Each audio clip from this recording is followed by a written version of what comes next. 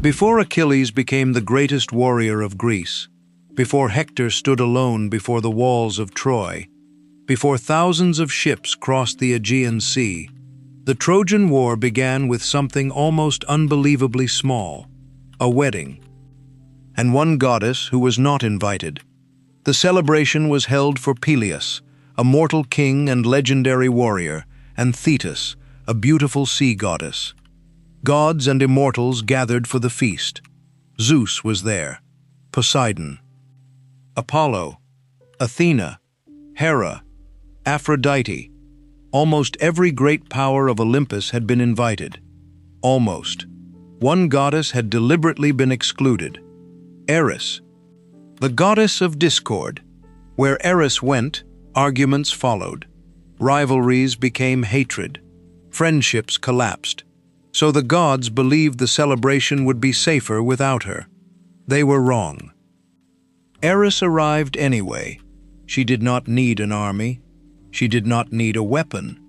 She brought only a golden apple, and upon it were words that would change the fate of kingdoms. For the fairest. Eris threw the apple among the gods. Then she left. 3 goddesses immediately claimed it. Hera, queen of the gods, Athena, goddess of wisdom and warfare, and Aphrodite, goddess of love and beauty. Each believed the golden apple belonged to her. Their disagreement grew. Eventually, they demanded that Zeus decide which of them was the most beautiful. Zeus understood the danger immediately. Choose Hera, and Athena and Aphrodite would remember the insult. Choose Athena, and Hera would never forgive him. Choose Aphrodite, and the others would become enemies. So Zeus refused to judge. Instead, the decision would be given to a mortal, a young Trojan prince named Paris. Paris did not yet understand that the choice placed before him would help destroy his homeland. The 3 goddesses came before him. But this would not be a fair contest. Each offered Paris a reward. Hera promised power. Choose her, and Paris could become ruler over extraordinary kingdoms. Athena promised wisdom and victory. Choose her, and Paris could become a legendary warrior, nearly unbeatable in battle. Then Aphrodite made her offer. She promised Paris the love of the most beautiful woman in the world. Paris chose Aphrodite. The golden apple became hers, and with that choice, Paris gained 1 divine ally and 2 powerful enemies. Hera would remember, Athena would remember, and Troy would eventually pay the price. But there was another problem. The most beautiful woman in the world already had a husband. Her name was Helen, and she was Queen of Sparta. Helen was famous throughout the Greek world. Kings and princes had once traveled from distant lands hoping to marry her. Her beauty was said to be without equal. The competition for her hand had been so dangerous that Helen's father feared the rejected suitors might turn against whichever man she chose. So an extraordinary agreement had been created. Every suitor swore an oath. Whoever became Helen's husband would be protected by all the others. If anyone attempted to take Helen away, the former suitors would unite to defend the marriage. Eventually, Helen married Menelaus, king of Sparta. For a time, the oath seemed unnecessary. Then Paris arrived. The Trojan prince traveled to Sparta and entered the palace of Menelaus as a guest. He was welcomed. He was fed. He was given shelter. In the ancient world, hospitality was sacred. A guest entered a household under protection. To betray the person who welcomed you was considered a grave offense. But Paris had not forgotten Aphrodite's promise, and then he saw Helen. What happened next has been told in different ways for thousands of years. Some traditions say Helen fell in love with Paris and willingly left Sparta. Others describe her departure as an abduction. The ancient stories disagree about how much choice Helen truly had, but they agree about what happened afterward. Paris left Sparta, and Helen went with him. Across the sea they traveled toward Troy. When Menelaus discovered that Helen was gone, his humiliation became fury. His guest had betrayed him. His wife was in Troy, and an ancient oath was waiting to be fulfilled. Menelaus turned to his brother, Agamemnon, king of Mycenae. Agamemnon was among the most powerful rulers in Greece, and where Menelaus saw a stolen wife, Agamemnon also saw an opportunity. Troy was wealthy. Troy controlled important routes connecting worlds. Its enormous walls protected a prosperous kingdom. A war to recover Helen could become something much larger. Messengers traveled throughout Greece. The old oath was invoked. Kings who had once competed for Helen were called to honor their promise. One by one, the greatest names of the Greek heroic age were drawn toward war. Ajax, Diomedes, Nestor, Odysseus, king of Ithaca, and eventually Achilles. But Achilles was different from the others. Even before Troy, stories surrounded him. He was the son of Peleus and Thetis, the very marriage where Eris had thrown the golden apple. The beginning of the war and the life of Achilles were connected from the start. According to legend, Achilles was destined for greatness, but his destiny carried a terrible choice. He could remain away from Troy, live a long life, grow old, and eventually be forgotten.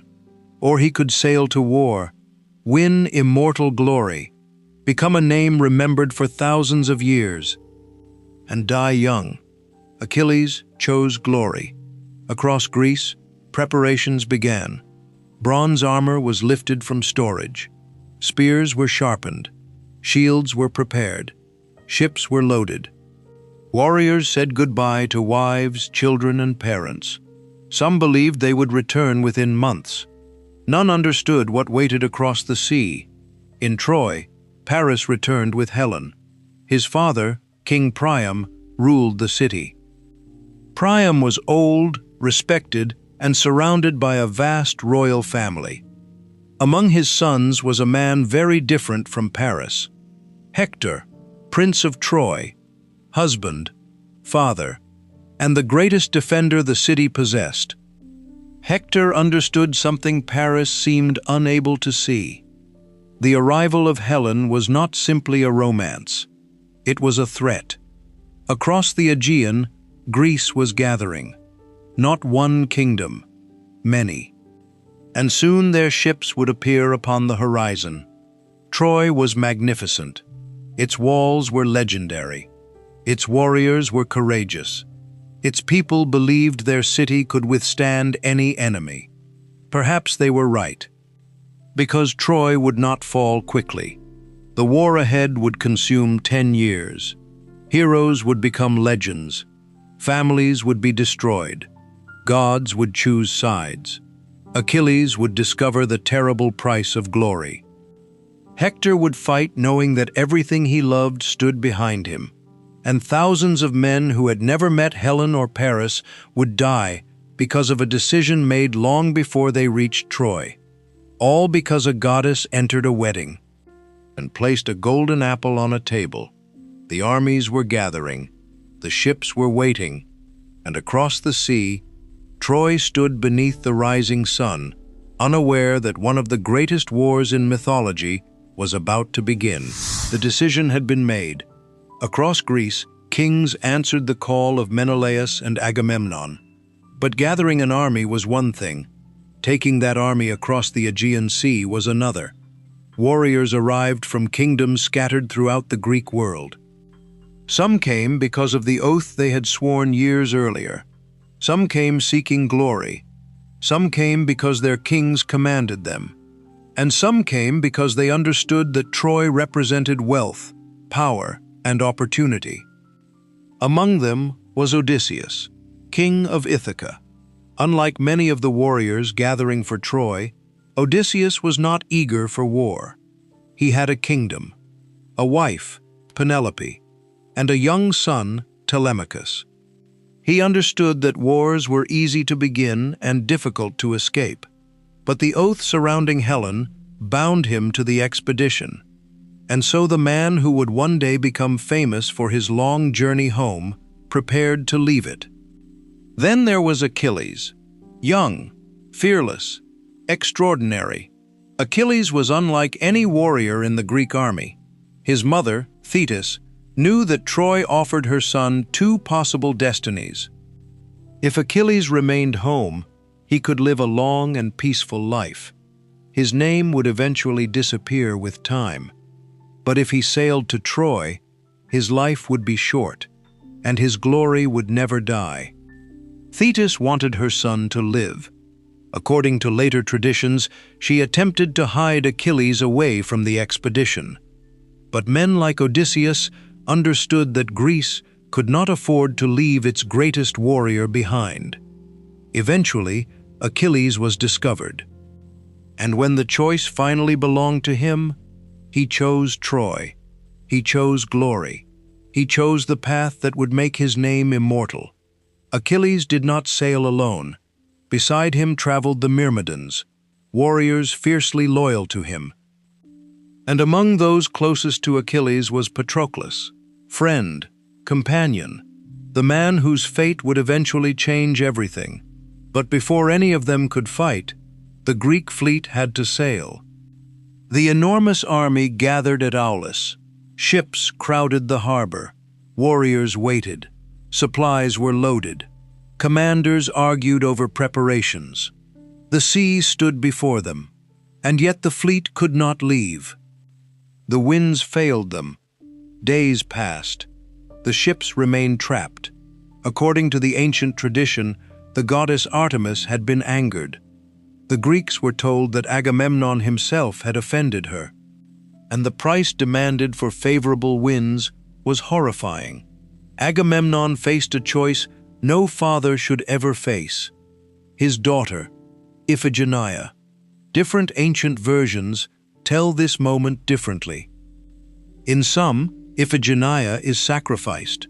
In others, Artemis saves her at the final instant and carries her away.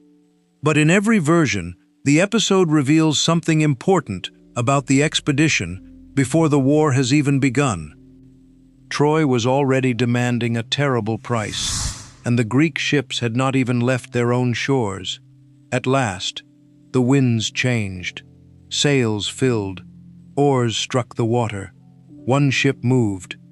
Then another. Then hundreds. The Greek fleet entered the Aegean. Ancient tradition would remember it as an armada of more than 1,000 ships. Whether the number was literal or legendary hardly mattered. To anyone standing on the coast of Troy and watching the horizon, it must have looked as if the entire Greek world was coming across the sea. At the center of this vast expedition stood Agamemnon. He was not the greatest fighter. That was Achilles. He was not the cleverest strategist. That distinction often belonged to Odysseus. But Agamemnon commanded the coalition. Kings who ruled their own lands now had to fight beneath a single expedition. That created tension from the beginning. These were proud men, powerful men, men accustomed to being obeyed, and now they had to share a battlefield. Across the sea, Troy prepared. The city was unlike an ordinary settlement. Its massive walls rose above the surrounding plain. High towers guarded the approaches. Inside lived families, craftsmen, nobles, soldiers, and children. This was not merely a fortress. It was a living city, and its greatest defender was Hector. Hector was everything Troy needed. A prince, a warrior, a commander. But unlike Achilles, Hector did not fight primarily for personal glory. Behind Hector stood his father, King Priam, his mother, Hecuba, his wife, Andromache, and his young son, Astyanax. When Hector looked from the walls of Troy toward the sea, he was not simply defending stone. He was defending them. Paris had brought the crisis to Troy. Hector would carry much of its burden, and the brothers could hardly have been more different. Paris was handsome, passionate, and protected by Aphrodite. Hector was disciplined, responsible, and painfully aware of what the war might cost. He could criticize Paris. He could resent the choices that had brought Greece to their shores. But when the enemy arrived, Hector would fight, because Troy was still his home. The Greek fleet finally appeared. At first, perhaps only sails could be seen, small shapes upon the horizon. Then more appeared, and more, until the sea seemed filled with them. Warnings spread through Troy. Soldiers moved toward the walls. Weapons were prepared. Families looked toward the coastline. The Greeks approached the shore, but even landing would cost lives.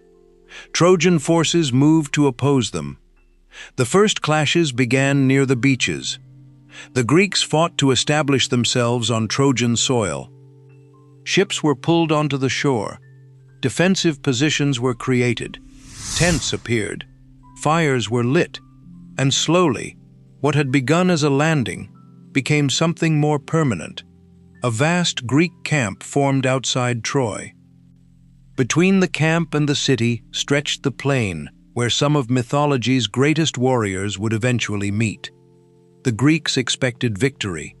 They possessed extraordinary heroes: Achilles, Ajax, Diomedes, Odysseus, Menelaus, Agamemnon. How long could one city possibly resist them? Weeks? Months? Perhaps a year? But Troy refused to fall. Its walls were formidable. Its defenders knew the land. Its allies supported the city. And the gods themselves were divided. This was not a war where Olympus stood together. Some gods favored the Greeks. Others protected Troy. Athena, still remembering the judgment of Paris, supported the Greek cause. Hera had not forgotten either. Poseidon often stood with the Greeks. But Troy had powerful divine supporters of its own. Apollo favored the Trojans. Aphrodite protected Paris. Ares could be drawn toward their side. The battlefield would become a place where mortal decisions and divine rivalries collided. One campaign became another. The Greeks attacked communities allied with Troy. They gathered supplies. They captured wealth. They attempted to weaken the city. The Trojans struck back. Men died. New warriors replaced them. Seasons changed, and Troy remained standing. 1 year became 2. 2 became 3. The men who had sailed from Greece, expecting a glorious campaign, began living their lives beneath the shadow of Troy's walls. Armor became scarred. Ships aged on the beaches. Children back home grew older without their fathers. War became normal, and still, Troy stood. By the 9th year, the conflict had transformed everyone involved. Achilles had become the most feared warrior among the Greeks. When he entered battle, Trojan soldiers knew his reputation, his speed, his strength, his ferocity. Again and again, he brought victories to the Greek side. But Achilles possessed another quality equally powerful: pride. And the Greek commander Agamemnon possessed plenty of his own. 2 men stood at the center of the Greek war effort. One controlled the army, the other was its greatest weapon. For 9 years they fought on the same side, but eventually they would turn their anger toward each other. And when that happened, Troy would receive the opportunity it had been waiting for. Because the greatest danger to the Greek army would not come from Hector. It would not come from Paris. It would not even come from the walls of Troy. It would come from Achilles refusing to fight. The war had lasted almost 10 years, and the story of the Iliad was about to truly begin. For nearly 10 years, the Greeks had lived beneath the walls of Troy. 10 years of fighting, 10 years of waiting, 10 years of watching friends disappear while the city they had crossed an ocean to conquer remained standing. The wooden ships that had once arrived proudly upon the Trojan shore now rested weathered beside the sea. Armor had been repaired countless times. Young warriors had become hardened veterans. And men who once dreamed of returning home quickly had begun to wonder whether they would ever see Greece again. Yet the greatest crisis facing the Greek army would not begin with Hector. It would not begin with Paris. It would begin inside the Greek camp itself. And it would begin with anger. A plague had fallen upon the Greeks. Day after day, sickness spread through the camp. Men weakened. Funeral fires burned. Fear moved between the tents. The Greeks eventually discovered that this suffering was connected to Apollo. Agamemnon had dishonored Chryses, a priest of Apollo, by refusing to return the priest's daughter, Chryseis. The old priest had begged for her release. Agamemnon refused, so Chryses prayed to Apollo, and Apollo answered. The god's anger descended upon the Greek camp. Something had to be done. Achilles called an assembly. The warriors gathered. A prophet revealed the cause of Apollo's anger. Chryseis had to be returned to her father. Only then would the plague end. Agamemnon was furious. He had no desire to surrender the woman he considered his prize. But the army was suffering. Eventually, he agreed. On one condition. If Agamemnon was forced to surrender his prize, he would take another, and he chose the prize belonging to Achilles. Briseis. To the modern world, the idea of people being treated as prizes is disturbing. But within the brutal social world represented by the ancient epic, such prizes were tied to status, honor, and public reputation. For Achilles, Agamemnon's decision was not merely a personal loss. It was a public humiliation. Achilles had fought for the Greeks. He had captured cities. He had defeated enemies. He had brought enormous value to Agamemnon's campaign. And now, before the entire army, Agamemnon was declaring that the greatest warrior in Greece could be dishonored whenever the commander wished. Achilles exploded with rage. The argument between the two men became vicious. Achilles insulted Agamemnon. Agamemnon refused to retreat. For one terrible moment, Achilles considered drawing his sword. He could end the argument immediately. Kill Agamemnon. Destroy the leadership of the Greek army. But Athena intervened. Invisible to the others, the goddess appeared to Achilles and restrained his anger. Do not kill him. Not here. Not now. Achilles obeyed. But he made another decision, one that would prove almost as dangerous. He would no longer fight.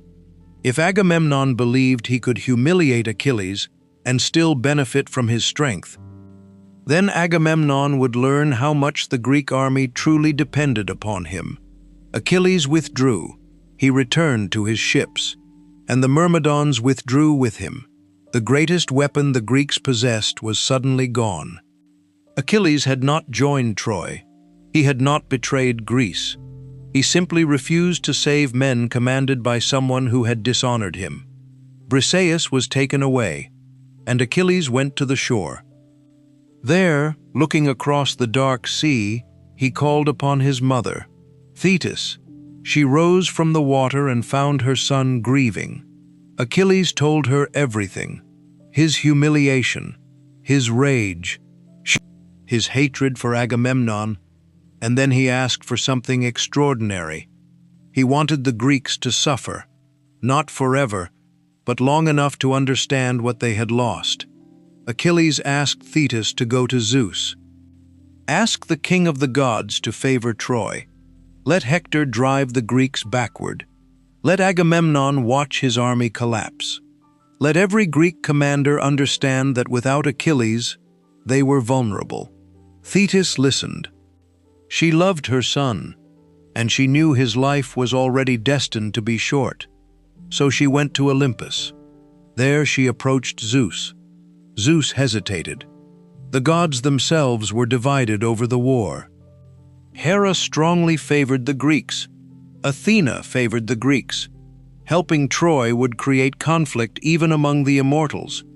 But Zeus owed Thetis a favor, and eventually he agreed. The balance of the war began to shift. Without Achilles, the Greeks were still formidable. Ajax remained a terrifying warrior. Diomedes was courageous. Odysseus was brilliant. Agamemnon himself could fight. But none of them were Achilles. Across the plain, Hector began to sense opportunity. For years, the Trojans had fought, knowing that somewhere among the Greek forces stood a warrior who seemed almost unstoppable. Now Achilles remained beside his ships. The battlefield belonged to other men, and Hector stepped forward. The Prince of Troy had spent years defending his city. He knew what defeat meant. If Troy fell, there would be no peaceful surrender waiting behind its walls. His father was there, his mother, his brothers, his wife, his son. Every time Hector entered battle, he carried the weight of an entire city with him. And now the Greeks were divided. The Trojans attacked with renewed confidence. The Greeks were pushed backward. Battle moved across the plain. Men who had once expected to conquer Troy found themselves fighting merely to protect their camp. Agamemnon began to understand the scale of his mistake. The absence of one man had transformed the war. Eventually, the Greeks attempted to repair the damage. An embassy was sent to Achilles. Among those who approached him were Odysseus, Ajax, and Phoenix. They carried an extraordinary offer from Agamemnon: gifts, gold, treasure, women, cities. Briseis would be returned. Agamemnon was willing to give Achilles almost anything if he would return to battle. Years earlier, Achilles had sailed to Troy seeking glory. Now the Greeks offered him wealth beyond imagination. But Achilles refused. Something inside him had changed. He had begun questioning the entire idea of glory. Why should he die for Agamemnon? Why should the bravest warrior receive the same death as the coward? Why should he sacrifice his life so another king could gain power? Achilles knew his destiny. If he remained at Troy, he would never return home. His glory would survive, but he would not. For the first time, the bargain seemed less beautiful. He considered leaving, sailing back to Greece, choosing life instead of legend. The Greek ambassadors could hardly believe what they were hearing. This was Achilles, the warrior who had chosen glory above everything. Yet he remained unmoved. The embassy returned without him, and the war grew worse. Hector drove the Trojans farther forward. The Greek defenses began to collapse. Eventually, the Trojans reached something they had never reached before: the Greek ships. The same vessels that had carried the invading army across the Aegean were now threatened with destruction. If the ships burned, there would be no escape. The Greeks would be trapped between Troy and the sea. From his position away from the fighting, Achilles could see the disaster unfolding. He could hear the battle. He could see smoke. He could watch men he had fought beside for years being driven backward. But his anger remained. He would not fight for Agamemnon. There was, however, one man who could still reach him: Patroclus. Patroclus had been beside Achilles long before this argument began. He was more than another soldier. He was Achilles' closest companion. And unlike Achilles, Patroclus could no longer watch the Greeks suffer. He came to Achilles in tears. The army was collapsing. Friends were wounded. The Trojans were approaching the ships. If Achilles still refused to fight, then Patroclus asked for something else. Let him wear Achilles' armor. Let the Myrmidons return to battle under his command. From a distance, the Trojans would see the famous armor. They would believe Achilles had returned. Perhaps that alone would frighten them away from the ships. Achilles listened. And finally, he agreed. But he gave Patroclus a warning. Drive the Trojans away from the ships. Save the Greek camp. Then return. Do not pursue them all the way to Troy. Do not allow victory to make you reckless. Patroclus put on the armor of Achilles, the helmet, the shield, the equipment associated with the most feared warrior in Greece. The Myrmidons gathered. For the first time since Achilles withdrew, they prepared to return to battle. Across the battlefield, Trojan warriors would soon see that armor moving toward them. They would believe the impossible had happened. Achilles was back. But Achilles was not inside that armor. Patroclus was. And neither man understood that this decision would destroy the last barrier holding Achilles' rage in place. Because Patroclus was about to enter the battle, and he would not return. Achilles had refused. Not once. Not in anger alone. Not even when Agamemnon offered treasure, honor, and the return of Briseis. Achilles remained beside his ships. And while Greece's greatest warrior watched from a distance, Hector transformed the battlefield. The Trojans advanced farther than they had in years. They crossed the open plain. They broke through Greek defenses. They pushed the invading army backward until the Greeks were fighting beside the very ships that had carried them to Troy. For the first time, the possibility of complete Greek defeat felt real. If Hector could destroy those ships, there would be no journey home. The Greeks would be trapped. Smoke rose above the camp. Wounded warriors stumbled away from the fighting. Men shouted desperately for reinforcements, and Patroclus watched. He had remained beside Achilles throughout the quarrel with Agamemnon. He understood his friend's anger. He understood the humiliation. But now men they had known for years were suffering. Patroclus could no longer ignore it. He approached Achilles, and he wept. Achilles looked at his closest companion and asked why. Patroclus told him what was happening. The Greeks were being destroyed. Their greatest warriors were wounded. Hector had reached the ships. If Achilles would not return to battle, then Patroclus begged him for something else. Give me your armor. Let me lead the Myrmidons. Let the Trojans see the helmet, shield, and armor they fear. They will believe Achilles has returned. Perhaps fear alone will drive them away. Achilles finally agreed. But he gave Patroclus a command. Save the ships. Drive Hector and the Trojans away from the Greek camp. Then come back. Do not chase them toward Troy. Do not try to win the war yourself. Patroclus accepted. Then he put on the armor of Achilles. Piece by piece, Patroclus disappeared beneath the identity of Greece's greatest warrior. The bronze armor, the helmet, the shield.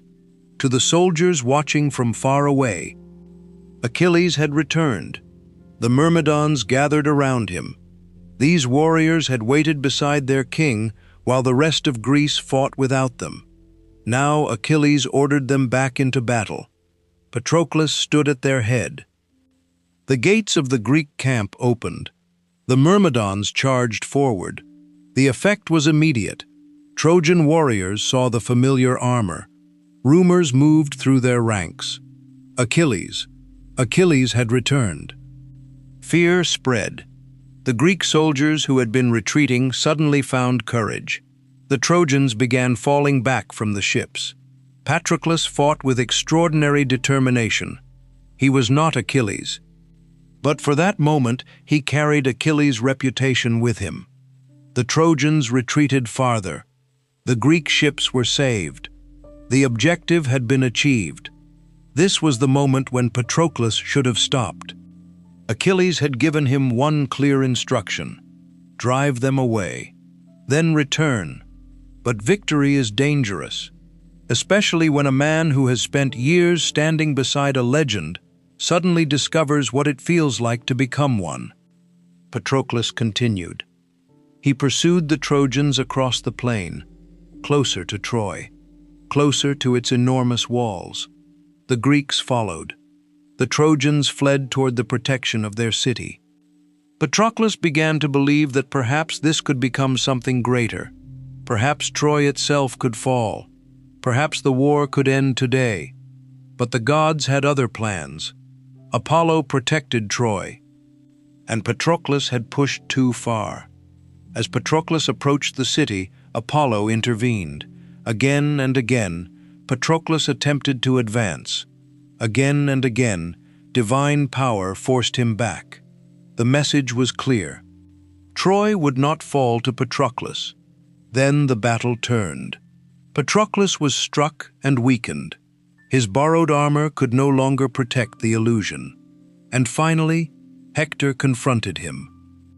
Hector had believed Achilles had returned, but now he understood that the warrior before him was someone else. The confrontation was brief compared with the consequences that would follow. Patroclus fell. The battlefield seemed to change instantly. The man wearing Achilles' armor was dead. Hector took the famous armor as a trophy. Trojan warriors fought desperately around Patroclus. The Greeks fought equally desperately to recover him. Because everyone understood what his death meant, sooner or later, Achilles would learn. The news traveled back toward the Greek camp. Achilles waited near his ships. He had sent Patroclus to save the Greeks. He expected his friend to return. Instead, a messenger approached. Achilles saw the man's face, and before the words were spoken, perhaps he already understood. Patroclus was dead. For a moment, Achilles ceased to be the proud warrior who had challenged Agamemnon. He ceased to care about the argument, the insult, the treasure, the war. He collapsed beneath grief. Thetis heard the cries of her son and came to him. She found Achilles devastated, and she knew what would happen next. Achilles wanted Hector. Nothing else mattered. Thetis reminded him of the prophecy. If Achilles killed Hector, Achilles himself would die soon afterward. The choice that had followed him since youth had returned. Life or glory? Achilles already knew the answer. Without Patroclus, the long life he had considered returning to no longer seemed valuable. He would go back to war. He would face Hector, and whatever came afterward, he would accept. There was one problem. His armor was gone. Hector now possessed it. So Thetis went to Hephaestus, divine craftsman of the gods. She asked him to create armor worthy of Achilles. Hephaestus agreed. He forged magnificent new armor. And above all, he created a shield unlike anything carried by another warrior. Upon the shield of Achilles appeared an entire world. Cities at peace, cities at war, fields, harvests, weddings, dancing, animals, stars, the sea, human life in all its beauty and conflict. It was an extraordinary contrast. Achilles was preparing to return to death, carrying a shield covered with life. When Thetis brought the armor to her son, Achilles prepared himself. Agamemnon and Achilles finally reconciled enough for the war to continue. Briseis was returned. Gifts were offered. But these things no longer mattered to Achilles. The argument that had once seemed enormous had become insignificant. His friend was dead. Achilles put on the armor forged by a god. The Greeks gathered around him. Across the plain, the Trojans would soon discover that the man they had feared for nearly 10 years was truly returning. Not the illusion they had seen in Patroclus, not a rumor. Achilles himself. And this Achilles was different. Before, he had fought for glory. Now, he fought for grief. Hector had killed the person Achilles loved most, and Achilles was coming for him. Inside Troy, Hector still wore the armor taken from Patroclus. He had achieved one of the greatest victories of his life. Yet he had also awakened something far more dangerous than the warrior who had withdrawn from battle. The rage of Achilles had returned, and this time nothing would persuade him to stay beside the ships. Patroclus was dead. For years, Achilles had believed that the greatest force inside him was anger. Anger at Agamemnon, anger at dishonor, anger at the war that had consumed nearly a decade of his life. But when the news of Patroclus reached him, Achilles discovered something stronger: grief.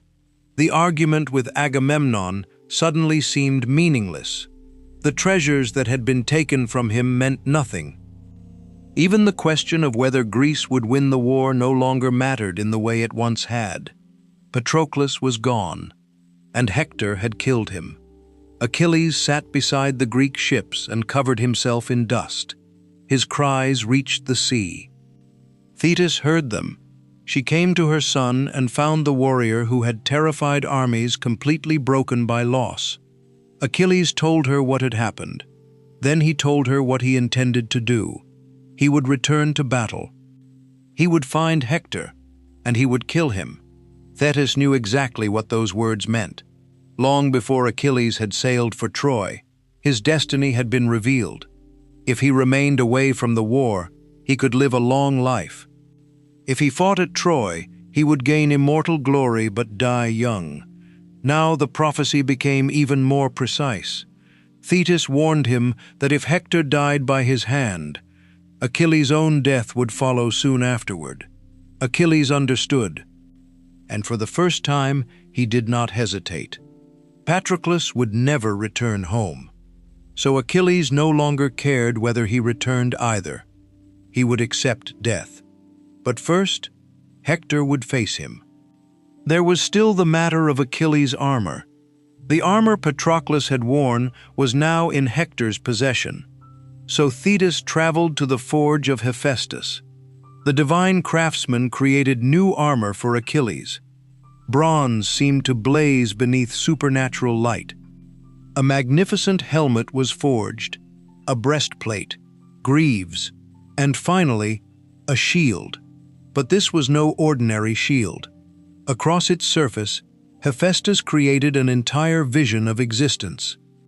The earth, the heavens, the sea, the sun and moon, cities filled with celebrations, fields being harvested, people dancing, animals moving through the countryside. A city at peace, a city at war. Life itself appeared across the shield carried by a man who was knowingly walking toward death. Thetis brought the armor to Achilles. When he saw it, his purpose hardened. The time for withdrawal was over. The Greeks gathered. Agamemnon and Achilles publicly ended their quarrel. Agamemnon returned what had been taken. He offered gifts. He attempted to restore Achilles' honor. But Achilles barely cared. The dispute that had once stopped him from fighting had been consumed by something much larger. He wanted Hector. Achilles put on the divine armor. The Myrmidons prepared beside him. And when Achilles finally stepped back onto the battlefield, the war changed. The Trojans recognized him. This time there was no uncertainty. This was not Patroclus wearing borrowed armor. This was Achilles. The real Achilles, and the fury with which he returned was unlike anything the battlefield had seen before. Trojan formations began breaking. Warriors fled toward the city. The Greeks surged forward behind Achilles. For years, Troy's enormous walls had represented safety. Now Trojan soldiers raced toward those gates as Achilles drove them across the plain. Even the gods watched. The conflict had become more than a war between Greeks and Trojans. Olympus itself was divided. Athena supported Achilles. Apollo continued to protect Troy. Poseidon, Hera, Aphrodite, and Ares all had interests in the struggle. The suffering of mortals had become entangled with rivalries among immortals. But Achilles cared for none of it. He moved toward Troy with one name in his mind: Hector. Inside the city, fear spread. King Priam watched from the walls. He had seen countless battles during the long war. He had watched sons leave through the gates. He had watched wounded soldiers return. But now he saw Achilles coming, and he understood what his son was preparing to face. Hector remained outside Troy. The Trojan army was retreating through the gates. Friends called for him to return. His parents begged him from the walls. Priam pleaded with his son, "Come inside. Do not face Achilles alone." Hector could still retreat. The gates were near. The walls were enormous.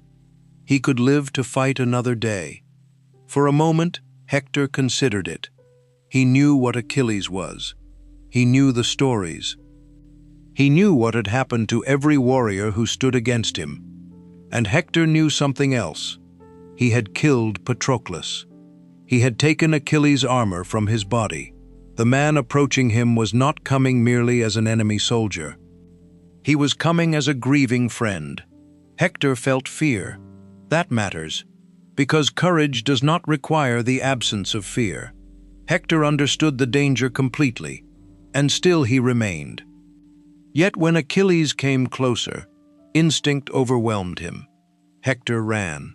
Around the walls of Troy they went, Hector ahead, Achilles behind. Once, twice, 3 times. The people of Troy watched from above as their greatest defender was pursued around the city he had protected for nearly 10 years.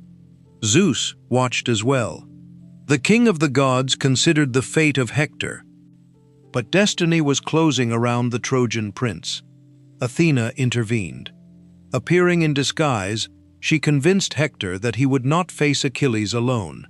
Believing he had support, Hector finally stopped running. He turned. Achilles approached. 2 men now stood before the walls of Troy. One fought for a city. The other fought for the dead. Hector attempted to speak. He proposed an agreement. Whichever man fell, the victor should return the body to the family. Let there be some dignity after death. Achilles refused. His grief had moved beyond mercy. The duel began. Hector threw his spear. It failed. He turned toward the ally he believed stood beside him. No one was there, and Hector understood. Athena had deceived him. The gods had abandoned him. Still, Hector did not surrender. He drew his weapon, and he faced Achilles. Achilles knew the armor Hector wore. It had once belonged to him. He knew its strengths. He knew its weaknesses. And he found the opening. Hector fell. For Troy, the impossible had happened. The man who had defended the city for years, the warrior who had stood between his family and the Greek army, was gone. From the walls, Priam watched. Hecuba watched. Andromache would soon learn what had happened. For Achilles, however, victory brought no peace. Patroclus remained dead. Killing Hector could not change that. The rage remained. Achilles took Hector's body back toward the Greek camp. His treatment of the fallen prince reflected how completely grief had consumed him. Each day, Achilles mourned Patroclus. Each day, his anger continued. But something strange happened. The gods protected Hector's body from destruction. Apollo, who had long favored Troy, watched over him. And inside the city, an old father made a decision. King Priam had lost his son, but he would not allow Hector to remain away from home. Priam would do something almost unimaginable. He would leave the safety of Troy, cross the battlefield at night, enter the Greek camp, walk directly into the shelter of the man who had killed his son, and ask Achilles for Hector back. Achilles had defeated Troy's greatest warrior. But the most powerful confrontation of his story was not going to happen with a sword. It would happen between two grieving men, one mourning his closest companion, the other mourning his son. Hector was dead, but Troy was still standing. From the walls of the city, thousands had watched their greatest defender face Achilles. They had watched Hector remain outside the gates while the rest of the Trojan army retreated to safety. They had watched Achilles approach, and they had watched the moment when the man who had protected Troy for nearly 10 years could protect it no longer. For the people of Troy, Hector had been more than a prince. He had been their shield. Paris had helped bring the war to their city. Priam was their king, but Hector was the man who stood between Troy and destruction. Now he was gone. Inside the palace, grief spread through Hector's family. His mother, Hecuba, mourned her son. His wife, Andromache, faced a future she had feared for years. And Hector's young son would grow up, if fate allowed it, without the father who had fought to protect him. But perhaps no one felt the loss more painfully than King Priam. Priam was old. He had ruled Troy through years of war. He had watched sons enter battle. He had watched some of them never return. Ancient tradition remembered Priam as the father of many children. Yet Hector had been different. Hector had carried the burden of Troy, and now his body remained in the possession of the man who had killed him, Achilles. Achilles had achieved what he wanted. He had avenged Patroclus, but revenge had not restored his friend. The Greek camp celebrated the return of its greatest warrior. Achilles did not. He remained trapped inside grief. Patroclus was still dead. Every victory felt empty. Every memory brought pain. Achilles had killed Hector and discovered that rage could destroy an enemy without healing the wound that created it. Days passed.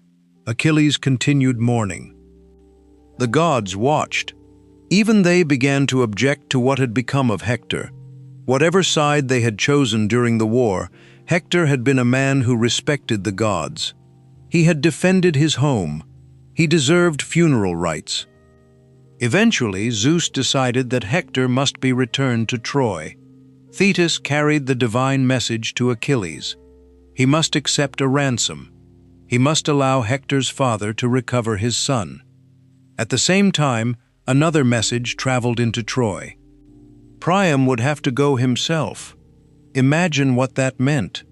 The king of Troy, leaving the enormous walls that had protected him for nearly a decade, traveling at night across a battlefield filled with enemies, entering the camp of the Greeks, and finding Achilles, the man who had killed Hector.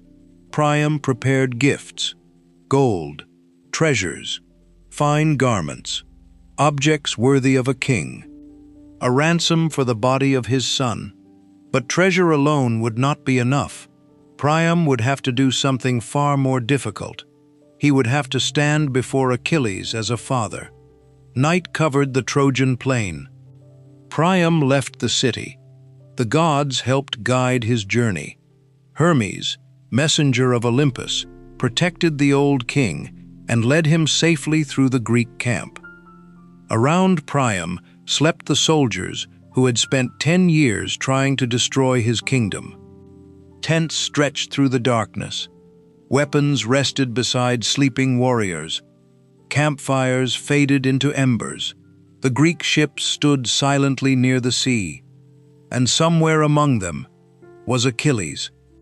Priam reached his shelter. He entered. Achilles looked up. For a moment, the scene must have seemed impossible. The king of Troy stood inside the quarters of Greece's greatest warrior, the father of Hector. Before the killer of Hector, Priam approached him, and then the old king did something astonishing. He knelt. He reached for Achilles' hands, the same hands that had killed his son. And Priam kissed them. Achilles was stunned. Then Priam spoke. He did not begin with Troy. He did not speak about strategy. He did not threaten Achilles. He asked Achilles to remember his own father, Peleus, far away in Greece, growing older, waiting for a son who might never return. Priam told Achilles to think of him. Then he asked Achilles to look at the man kneeling before him. Priam too was a father, but unlike Peleus, Priam had watched his son die. The comparison pierced Achilles in a way no weapon could. For days, Achilles had seen Hector only as the man who killed Patroclus.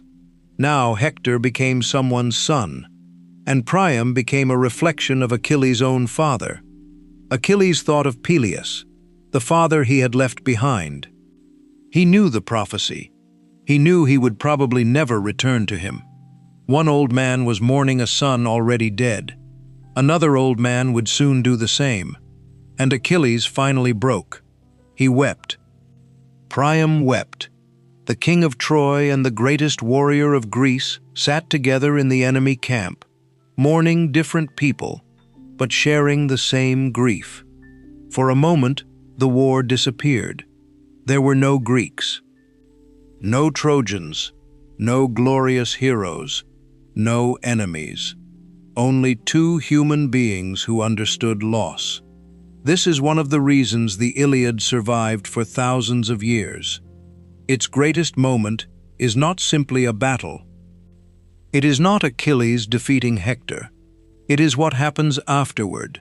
The greatest warrior in the story finally recognizes the humanity of his enemy. Achilles lifted Priam from the ground. He agreed to return Hector.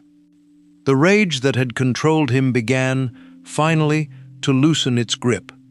Achilles ordered Hector's body prepared with dignity. He also did something Priam desperately needed. He granted the Trojans time to mourn. The fighting would stop long enough for Hector to receive the funeral he deserved. Priam had entered the Greek camp prepared to beg. He would return to Troy carrying his son home. Food was brought. For the first time in their meeting, the two men could simply sit. Achilles looked at Priam with wonder. Priam looked at Achilles. Both had suffered. Both knew more suffering was coming. Yet for one night, mercy existed between them. Eventually, Priam slept. Before dawn, Hermes warned him that remaining inside the Greek camp was dangerous. Priam prepared to leave. Hector was placed upon the wagon. The journey back across the plain began. As Troy appeared ahead, someone inside the city saw the approaching wagon. Word spread. Priam was returning, and Hector was with him. The people came out to meet their king. The grief of one family became the grief of an entire city.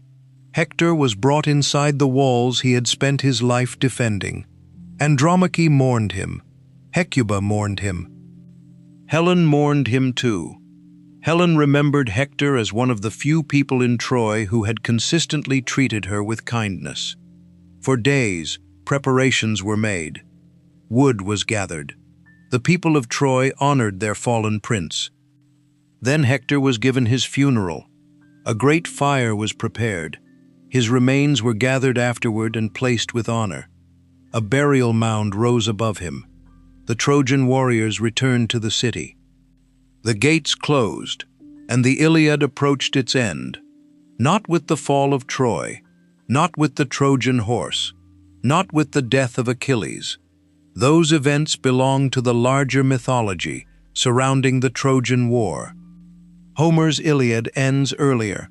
It ends with Hector, the man who defended Troy, the husband who loved Andromache, the father who once held his frightened child, the prince who knew his city might someday fall, and fought for it anyway.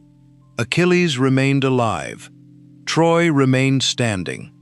The war was not finished, but something fundamental had changed. Achilles had begun the Iliad, consumed by wounded pride. His anger had removed him from battle. That decision had contributed to the death of Patroclus. His grief had brought him back. His rage had destroyed Hector. And finally, the grief of an old enemy had reminded him that even the greatest warrior could not escape mortality. Achilles would soon meet his own fate. Troy would eventually fall. Odysseus would begin the long journey that would become another legendary story. But before all of that, there was silence. A city buried its greatest defender. An enemy allowed them to mourn. And for a brief moment, after nearly 10 years of war, humanity was stronger than rage. Hector was buried. For a brief moment, Troy was allowed to mourn. The fires of war had not disappeared.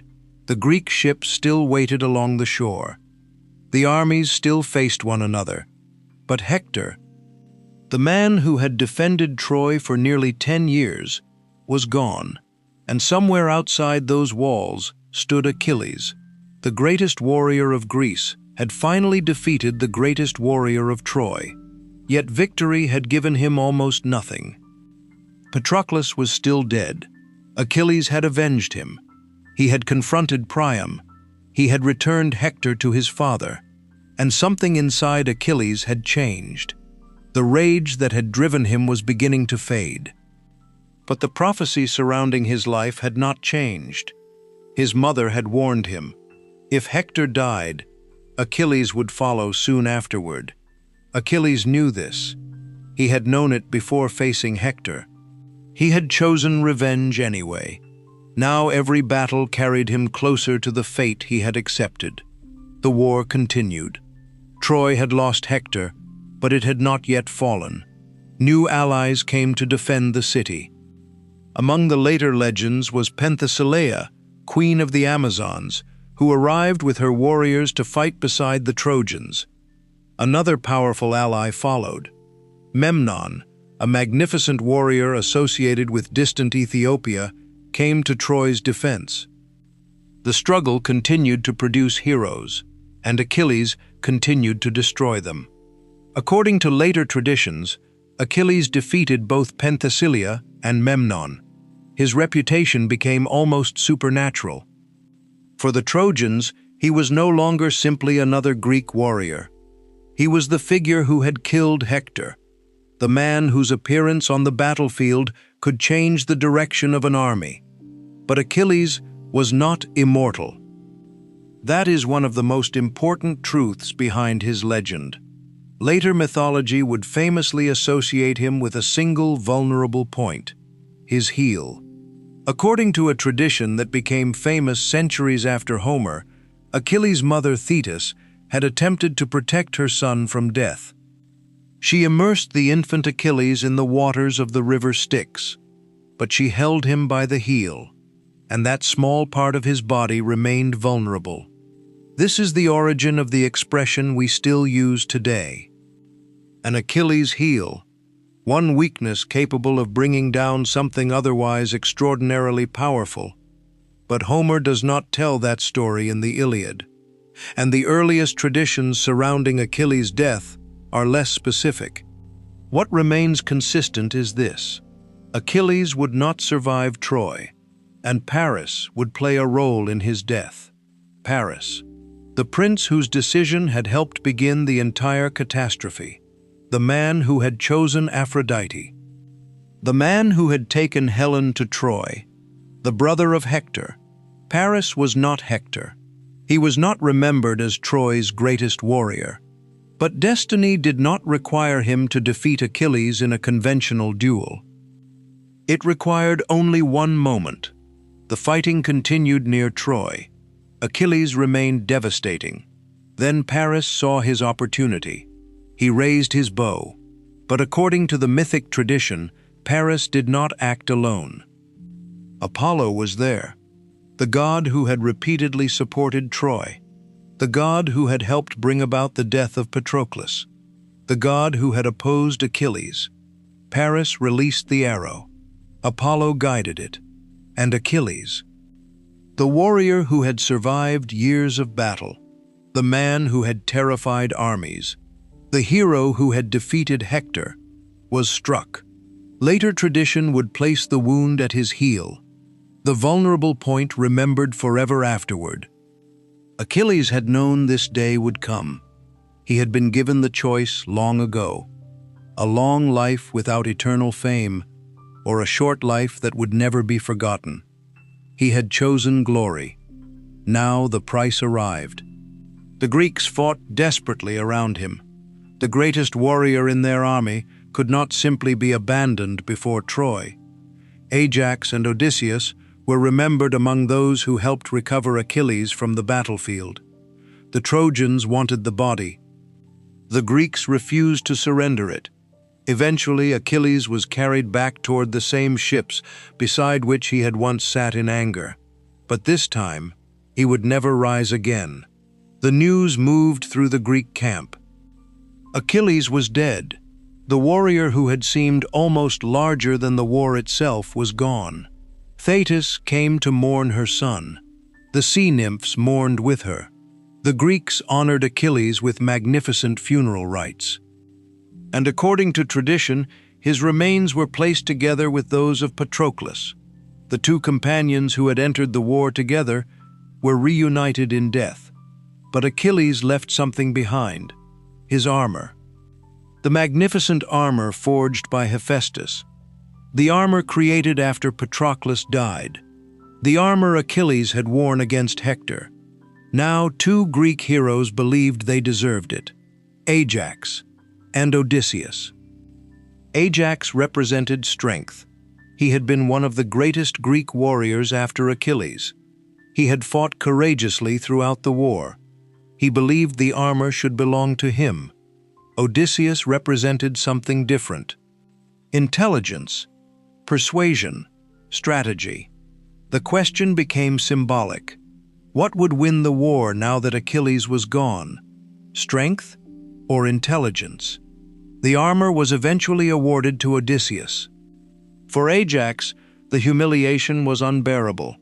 His story would end tragically, and the Greeks would lose yet another extraordinary warrior. One by one, the heroes who had sailed toward Troy were disappearing. Patroclus, Hector, Achilles, Ajax. 10 years of war had consumed almost an entire generation of legendary men. And still, Troy stood. Its walls remained. Its gates remained closed. The Greeks had possessed Achilles, perhaps the greatest warrior of their age. Even he had failed to conquer the city. That reality forced the Greeks to confront a brutal truth: Troy could not be defeated through strength alone. Another Achilles would not appear. Another decade of fighting might change nothing. The Greeks needed something else. They needed the kind of weapon Achilles could never become: an idea. And that meant the future of the war would increasingly depend upon one man: Odysseus. The king of Ithaca had survived nearly 10 years outside Troy. He had watched stronger men die. Now the Greeks needed his greatest talent. Not his sword, his mind. Somewhere behind those enormous Trojan walls lived people who believed they had survived the worst the Greeks could send against them. Hector was dead. Achilles was dead. The war appeared exhausted. Perhaps Troy had survived. Perhaps the Greeks would eventually sail away. And soon, that was exactly what the Trojans would appear to see. The Greek camp would become strangely quiet. The ships would disappear from the coastline. The enemy that had surrounded Troy for almost 10 years would apparently be gone. Only one enormous object would remain outside the city: a wooden horse, and hidden inside it would be Odysseus and a group of Greek warriors. Achilles had tried to break Troy with strength. Odysseus would attempt something completely different. He would persuade Troy to destroy itself. Achilles was dead. Hector was dead. Ajax was gone. Many of the greatest warriors who had sailed to Troy were now memories. And after nearly 10 years of war, Troy still stood. Its enormous walls remained unbroken. Its gates remained defended. The Greeks had attacked again and again. They had possessed extraordinary warriors. They had received help from gods. They had sacrificed years of their lives. Nothing had been enough. The war had become a monument to failure, but the Greeks were not ready to surrender. If Troy could not be conquered by strength, then perhaps Troy could be persuaded to open its own gates. And this was the kind of war Odysseus understood. Odysseus had never been the strongest warrior in Greece. He did not possess the terrifying power of Achilles. He did not fight with the overwhelming physical strength of Ajax. His greatest weapon had always been something less visible: his mind. Ancient traditions surrounding the final destruction of Troy contain different details, but one idea became immortal: the wooden horse. The Greeks would construct an enormous horse from timber, large enough to conceal selected warriors inside. Then the Greek army would appear to abandon Troy. The camps that had covered the coastline for almost a decade would be emptied. The ships would sail away. The Trojans would look from their walls and believe the impossible. The war was over, but the Greeks would not truly leave. Their fleet would hide nearby, waiting beyond Trojan sight. And inside the wooden horse, Greek warriors would wait. The plan depended upon something more difficult than winning a battle. The Trojans had to choose to bring the horse inside. The Greeks began constructing it. Timber was shaped. Beams were joined. A hollow chamber was created within the enormous structure. When it was complete, the horse towered above ordinary men. Then the chosen warriors entered. Odysseus was among them. Men who had survived years of open warfare were now placing their lives inside a wooden prison. Once the entrance was sealed, they could do almost nothing. They could not control what the Trojans would decide. They could not escape easily. They could only wait. Outside, the Greek army executed the rest of the deception. Tents were abandoned. Fires disappeared. Supplies were removed. And eventually, the ships sailed away. For the first time in nearly 10 years, the coastline outside Troy appeared empty. Morning came. Trojan scouts looked across the plain. Something was wrong. There were no Greek formations. No soldiers preparing for battle. No commanders shouting orders. No army. Only the remains of the abandoned camp and the enormous wooden horse. The gates of Troy opened, carefully at first. Trojan soldiers moved onto the plain. Then civilians followed. For an entire generation, the land outside their walls had represented death. Now people could walk there without arrows, spears, or advancing Greek warriors. The Greek ships were gone.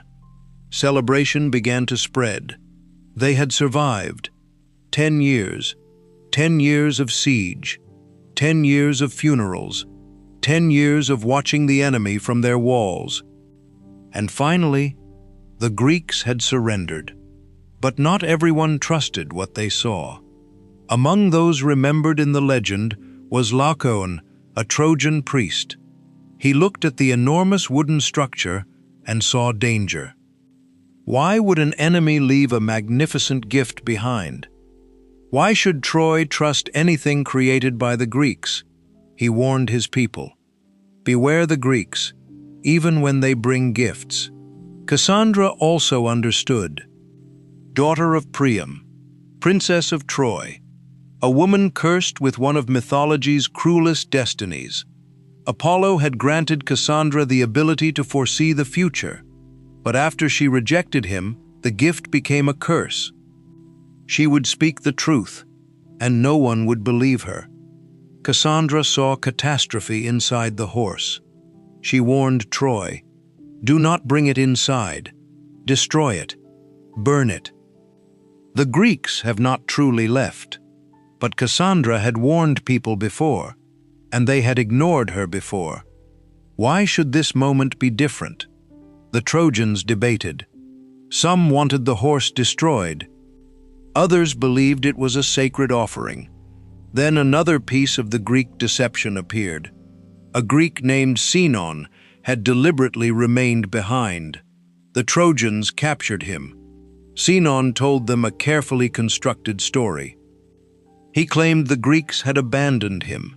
He claimed the horse had been dedicated to Athena, and crucially, he suggested that the Greeks had intentionally made the horse enormous so the Trojans could never bring it through their gates. If Troy somehow did bring it inside, the divine protection associated with the offering would belong to them. It was exactly the kind of story the Trojans wanted to hear. The Greeks were gone. The war was finished. And now their enemy had accidentally left behind something that might strengthen Troy. Suspicion slowly became confidence. Confidence became celebration. Ropes were attached to the horse. Men gathered around it. The enormous structure began moving. Inside, Odysseus and the Greek warriors heard everything. Trojan voices, ropes tightening, wood grinding against the earth. The celebration of people who believed they had survived. The warriors inside could not speak. They could not move carelessly. One sound could destroy the entire plan. The horse approached Troy. The colossal walls rose above it. The gates opened. And after nearly 10 years of failing to break through those defenses, Greek warriors crossed them without fighting, hidden inside a gift. The Trojan horse entered the city. Troy erupted in celebration. For the first time in years, there was no Greek army outside. Wine flowed. Music filled the streets. Families gathered. Soldiers who had lived under constant threat finally allowed themselves to relax. The enormous horse stood inside the city like a monument to Trojan survival. Cassandra continued warning them. No one listened. Night came. The celebrations slowly ended. Torches burned lower. Doors closed. The streets became quiet. Trojan guards relaxed. The city slept. Inside the horse. Odysseus waited. Hours passed. Then came the moment. The hidden entrance opened. One warrior emerged. Then another. Then another. Odysseus descended into Troy. The Greeks moved silently through the sleeping city. Their task was not to conquer Troy alone. They only needed to do one thing: open the gates. Beyond the coastline, the Greek fleet had been waiting. A signal was given. The ships turned back toward Troy. The army that had apparently disappeared returned beneath the darkness. Inside Troy, the hidden warriors reached the gates. The barriers that had resisted Greece for nearly 10 years were opened from within. Outside, the Greek army approached. The Trojans had spent a decade believing their walls were their greatest protection. And they had been right, so the Greeks had stopped trying to destroy the walls. They had convinced Troy to let them pass through them. The gates opened. Greek warriors entered. The deception was complete. Odysseus had accomplished what Achilles could not because he was a greater warrior, not because he possessed greater courage, but because this war had finally become something strength alone could never solve. For 10 years, Greece had tried to force its way into Troy. In one night, Troy had invited Greece inside, and before the sun rose again, the legendary city would fall. For 10 years, Troy had survived everything Greece could send against it. Armies had attacked its walls. Heroes had fought beneath its towers. Hector had died defending it. Achilles had died trying to conquer it. Thousands of warriors had disappeared into the dust of the Trojan plain, and still the city had endured. But on this night, the gates were already open. Troy was celebrating. The enormous wooden horse stood inside the city as a monument to what the Trojans believed was their victory. The Greeks were gone. Their ships had disappeared. Their camps had been abandoned. The war, at last, seemed finished. Music filled the streets. Wine was poured. Families celebrated together. Soldiers who had spent years sleeping beside weapons finally allowed themselves to rest. The people of Troy had lived beneath the shadow of war for almost a decade. For one night, they believed they were free. Cassandra did not celebrate. She had warned them. She had seen what others could not. The wooden horse was not a gift. The Greeks had not surrendered. Something terrible was coming. But Cassandra's curse remained. She could know the truth and still be powerless to change it. Eventually, the celebrations faded. Torches burned lower. The streets emptied. Doors closed. Troy slept. And inside the wooden horse, Odysseus waited. Around him were Greek warriors who had spent hours trapped in darkness. They had heard the celebration outside. They had heard Trojan voices passing beneath them. They had waited while the city slowly became silent. Now the moment had arrived. The hidden entrance opened. One Greek warrior descended, then another, then Odysseus. The men who had spent 10 years trying to enter Troy were finally standing inside it. They moved through the sleeping streets, quietly, carefully. Everything depended upon reaching the gates before the alarm spread. Beyond Troy, the Greek fleet was waiting. The ships had never truly sailed home. They had hidden beyond sight. Now a signal appeared from the city. The deception had succeeded. The fleet turned back. Oars struck the dark water.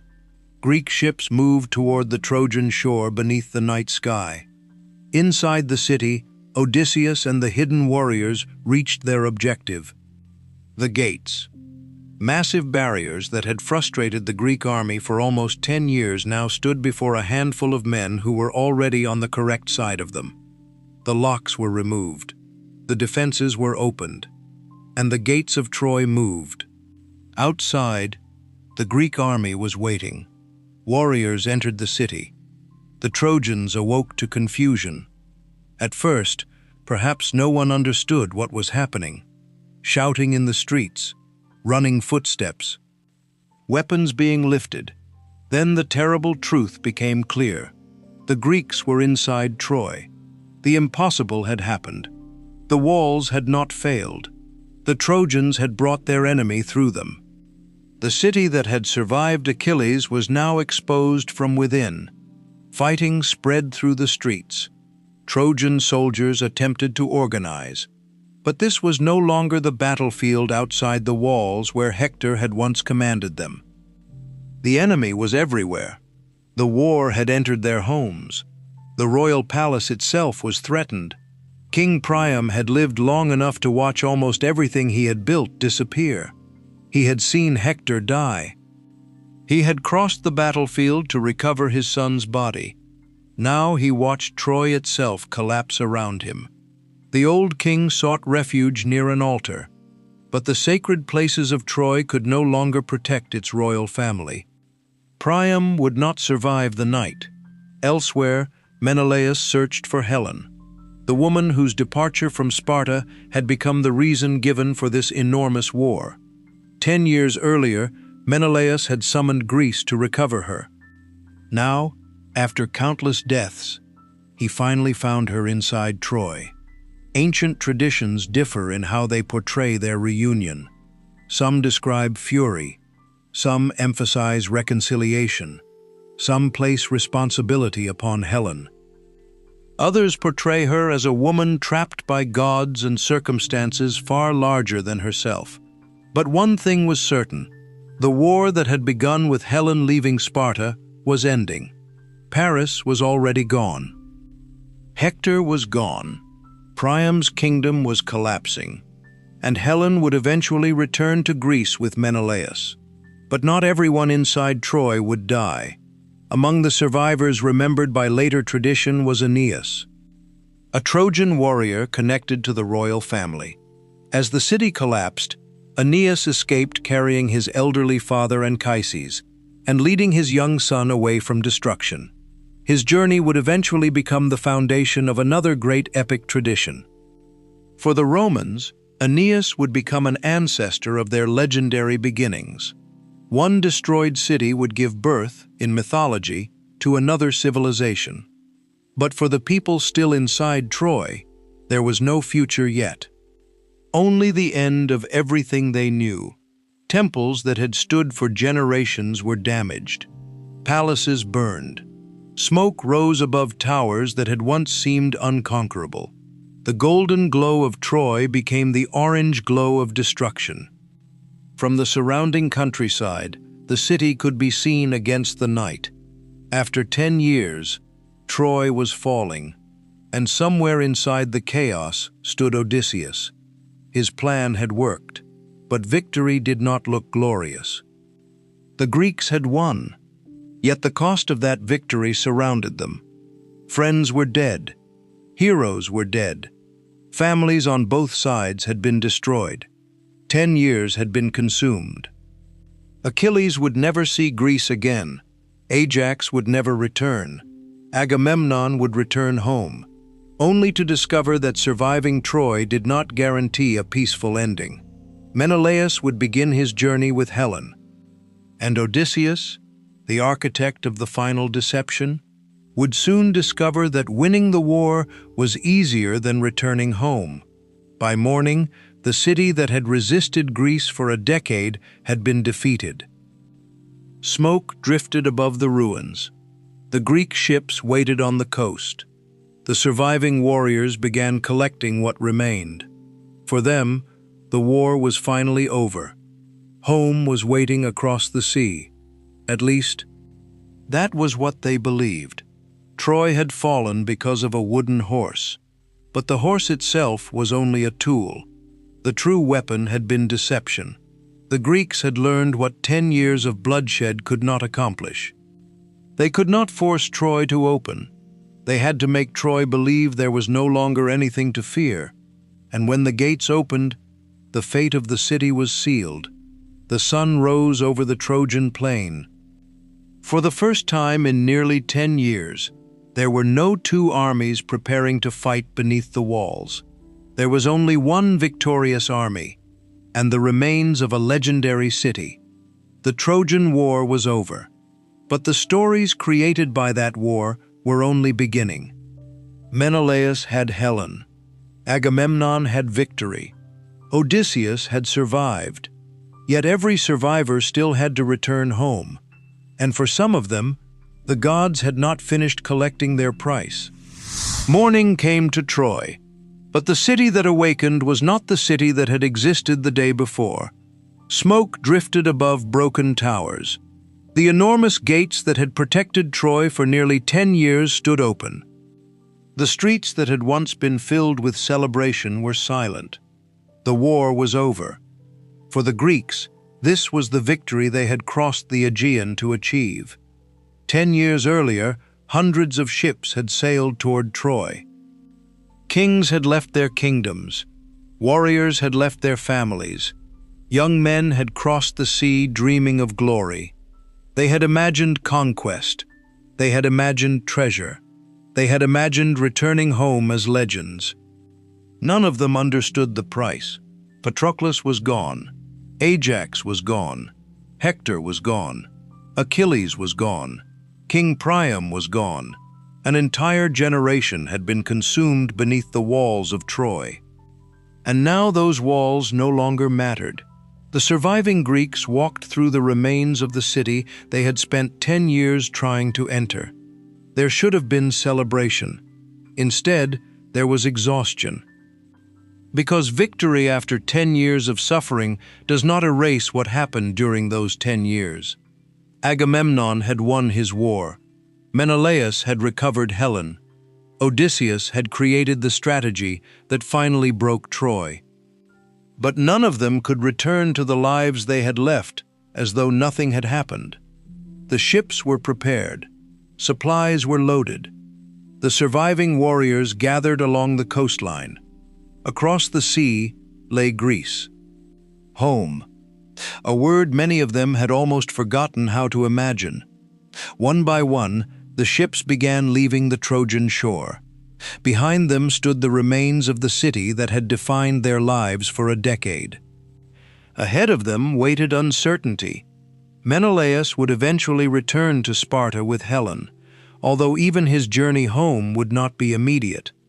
Agamemnon would sail toward Mycenae, believing that the greatest danger of his life was behind him. He was wrong. His return home would end in betrayal and death.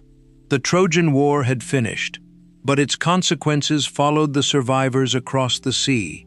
And then there was Odysseus. The man whose intelligence had finally defeated Troy stood aboard his ship and watched the coastline disappear behind him. He had left Ithaca nearly 20 years earlier. His wife Penelope had been waiting. His son Telemachus had grown up without him. Odysseus had survived the war. Surely now, he could simply sail home. But the gods were not finished with him. His voyage would become another epic. Storms, monsters, temptation, loss, the Cyclops, Circe, the Sirens, Poseidon. Years of wandering before he would finally see Ithaca again. The end of one story was already becoming the beginning of another, and that is what makes the Trojan War so extraordinary. It is not one story, it is a world of stories. The Iliad gives us the rage of Achilles. The Odyssey gives us the journey of Odysseus. Later Greek and Roman traditions preserve the fall of Troy, the death of Achilles, and the destinies of those who survived. And centuries later, Virgil would tell another story. The story of Aeneas. While the Greeks sailed west toward their homes, the Trojan survivor carried his own future away from the ruins. According to Roman legend, the journey of Aeneas would eventually become connected to the mythical ancestry of Rome. Troy had fallen, but Troy's story refused to die. Neither did Hector's. Hector lost his duel. His city eventually fell.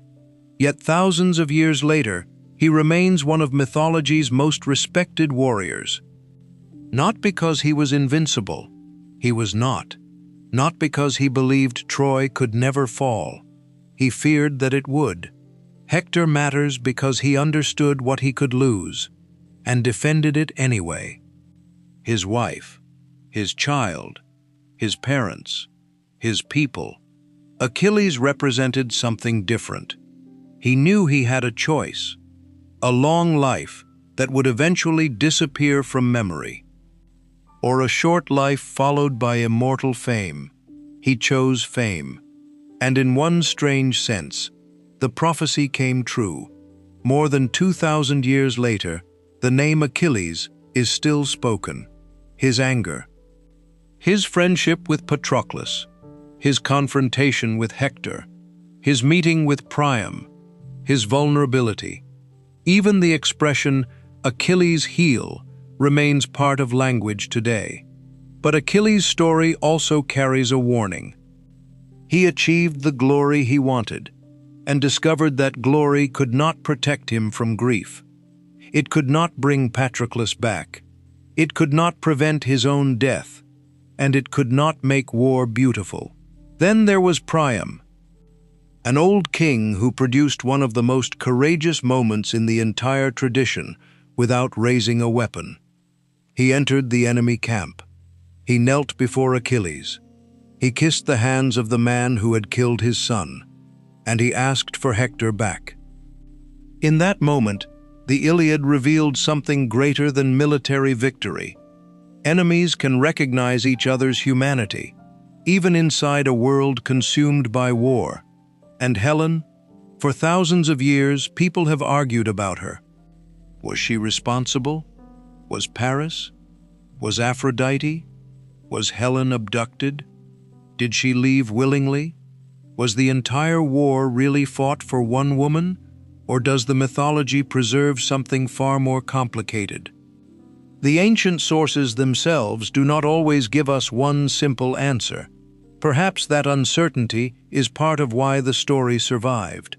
Every generation can look at Troy and see something different. Love, pride, ambition, destiny, honor, revenge, loss, the danger of believing ourselves invincible, and the terrible cost of refusing to end a conflict. Even Troy itself exists somewhere between history and legend. Archaeology has revealed that a real ancient settlement existed at Hisarlik, in what is now Turkey, and that the site contained multiple layers of cities built and destroyed across centuries. Whether one specific historical conflict unfolded exactly like the epic Trojan War is a much harder question. Homer was not writing modern history. He was preserving poetry, memory, myth, and cultural tradition. And perhaps that makes the story even more remarkable. Because kingdoms disappear, walls collapse, ships rot, weapons turn to dust. But stories can survive all of them. The warriors who fought at Troy believed glory meant being remembered. They were right, but perhaps not in the way they expected. We remember Achilles not merely because he was powerful, but because he grieved. We remember Hector not merely because he fought, but because he loved what he was defending. We remember Odysseus not because he was strongest, but because he survived through intelligence. And we remember Troy not because its walls were unconquerable, but because eventually they fell. Now imagine the final Greek ship moving across the Aegean. The sun is rising. Behind it, Troy disappears into the haze. Ahead lies an enormous sea. The surviving warriors look toward home. They believe their story has ended, but we know better. For Odysseus, the longest journey has not even begun. And for the world, the story of Troy will never truly end. Thousands of years will pass. Empires will rise. Empires will disappear. Languages will change. The ruins themselves will be buried beneath the earth. And still, people will tell the story of Paris and Helen, of Hector and Andromache, of Patroclus, of Priam, of Odysseus, and above all, of Achilles, a warrior who chose a short life so that his name might live forever. Troy fell in a single night, but its legends became immortal.